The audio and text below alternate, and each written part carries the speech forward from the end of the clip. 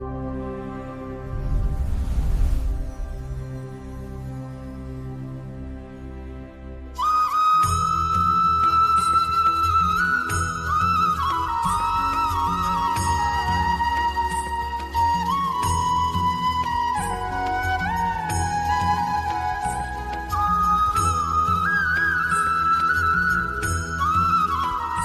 कुंडली का छठा भाव ऋण रोग शत्रु का ही नहीं बल्कि सफलता की सबसे बड़ी कुंजी भी है।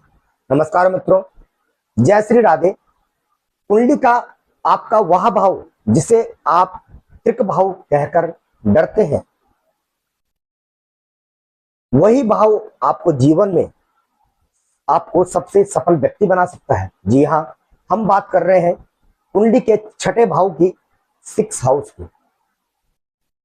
लोग कहते हैं यह भाव ऋण रोग शत्रु का है, और मैं आपको बताऊंगा बड़े बड़े राजनेताओं, बड़े बड़े बिजनेसमैन लोगों की कुंडली में यही भाव सबसे अधिक बलवान होता है। वीडियो को अंत तक देखना ना भूले। मैं इसके पीछे ज्योतिषीय तर्क, लॉजिक आपको समझाऊंगा। अगर वीडियो पसंद आए तो लाइक अवश्य कीजिएगा।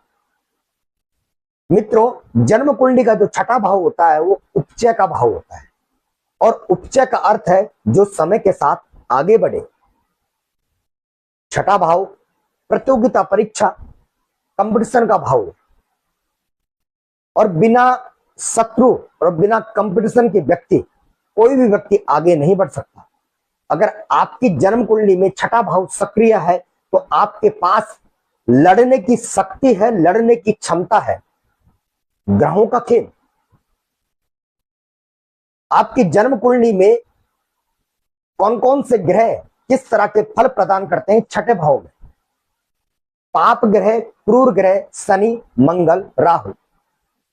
ऋषि पाराशर जी कहते हैं कि छठे घर में पाप ग्रह और क्रूर ग्रह का बैठना अत्यंत सर्वश्रेष्ठ और शुभ माना जाता है, क्योंकि छठा घर संघर्ष का घर है, और संघर्ष को जीतने के लिए कोमलता नहीं, कठोरता चाहिए होती है।